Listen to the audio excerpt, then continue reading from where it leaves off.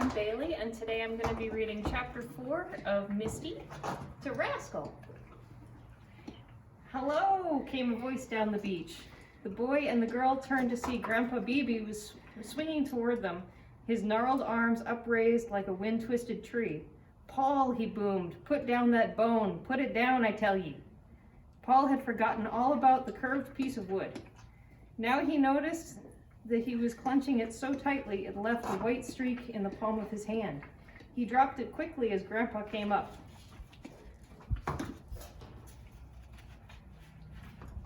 "How often do I gotta tell you that bones is sacred, even ship's bones?"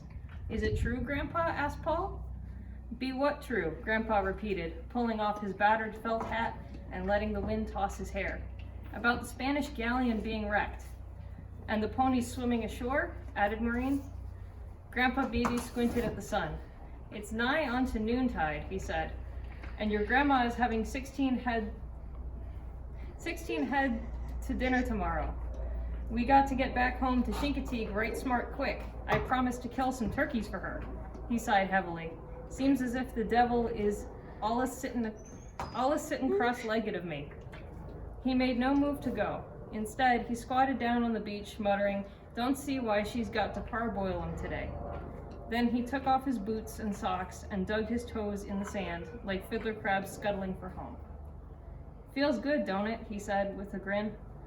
She looked from Paul to Maureen and back again.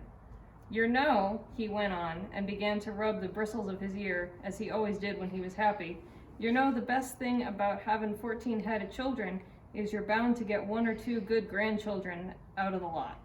"Grandpa," reminded Paul, "is it true about the Spanish galleon and the ponies? Or is it a legend like the folks over on the mainland say?" "Of course it's true," replied Grandpa, with a little show of irritation. "All the wild herds on Chincoteague be descendants of a bunch of Spanish hosses. They wasn't wild to begin with, mind ye, they just went wild with their freedom." Maureen did a quick little leap, like a colt bucking. "Then it's not a legend?" she rejoiced. "It's not a legend?" "Who said wasn't a legend?" Grandpa exclaimed. "Of course it's a legend, but legends be the only stories as is true."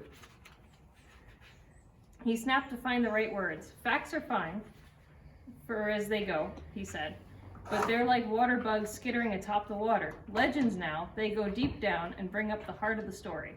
Here Grandpa shoved his hand into the pocket of his overalls and produced a long stick of licorice and a plug of tobacco. With a pair of wire clippers, he divided the licorice in half and gave a piece to Maureen and one to Paul. Then he cut himself a quid of tobacco. There was a little silence while the old man and the boy and the girl thought about the shipwrecked ponies. Then, almost in that same breath, Paul and Maureen blurted out together, "Who discovered 'em?" Grandpa spat into the sea. "Why, I heard tell 'twas the Indians chanced on 'em first. They comes over to hunt on Chincoteague, and 'twasn't only deer and otter and beaver they finds. They finds these wild ponies pawing in the air and snorting through their noses, and they ain't never seen no critters like that, blowing steam and screaming and their tails and manes a-flying. And the Indians was so affrighted they run for the canoes." Grandpa Beebe began rubbing both ears in excitement. "Then what, Grandpa?" "Why, the ponies was left to run wilder and wilder. Nobody lived here to hinder 'em none, nobody at all. White men come to live on our Chincoteague Island, but the Chincoteague was left to the critters." Grandpa reached for one of his socks, then broke out in sudden laughter. "Ho, ho, ho," he bellowed. Paul and Maureen looked all around them. "What's so funny, Grandpa?" Grandpa was slapping his thigh, rocking back and forth. "I just now thought of something smart cute," he chuckled when he could get his breath. "You see, lots of folks like to call themselves descendants of the first families of Virginia. They kind of makes a highfalutin club out of it and labels it FFV. But you know what?" Here Grandpa's eyes twinkled like the sea with the sun blazing on it. "What?" chorused Paul and Maureen. "The first families of Virginia was the ponies. Ho, ho, ho.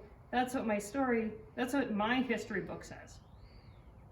"Wee, Grandpa," exclaimed Paul. "I like the way you talk about history." Grandpa winked in agreement. "Nothing so exciting as tag ends pulled right out in the core of the past." "Did the first white men tame the ponies?" asked Maureen. "No, indeedy. Them first white men had no use for the wild thrashin' ponies.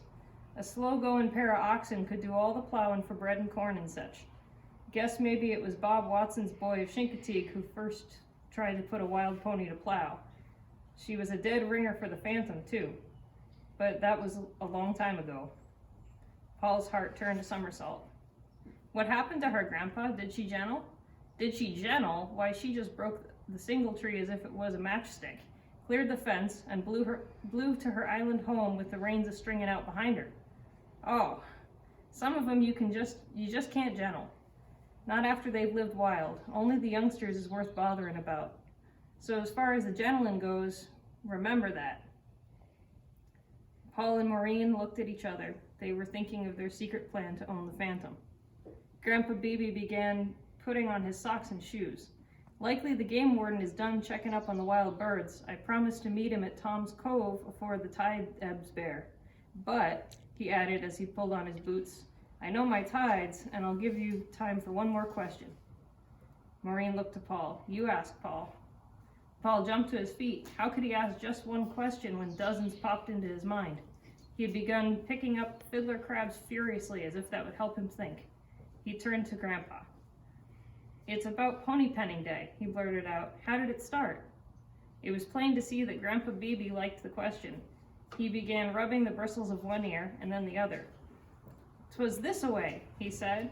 In the yesterdays, when the corn was laid by, folks on Chincoteague got a yearning for a big holiday. So they sailed over to Chincoteague and rounds up all the wild ponies. 'Twas big sport. Like hunting buffalo or deer? Asked Paul. Exactly like that. Only they didn't kill the ponies, just rounded them up for the fun of the chase. And then they cut out a few of the younglings to gentle, tried some roping and rough riding of the wild ones, ate a big dinner outdoor pot pie, and comes back home to Chincoteague. By and by, they add something to the fun. They swum the ponies across the channel to Chincoteague to put on a big show. It was so exciting, folks come from as far as New York to see it. And before we knowed it, we was selling off some of the colts to the mainlanders. Why did they sell the wild things? Asked Maureen. Why? Echoed Grandpa. Why, ponies was overrunning Chincoteague. They was getting thick as raisins in a pie. That thick, Grandpa? Asked Maureen, her eyes rounded. Well, maybe not that thick, grinned Grandpa. Don't keep interrupting Grandpa, exclaimed Paul. Today it's just the same, Grandpa said slowly. Along toward the tail end of July, when the ponies is done with fightin' and foalin', and the watermen is tired of plantin' oysters, then we all get to hankerin' for a celebration.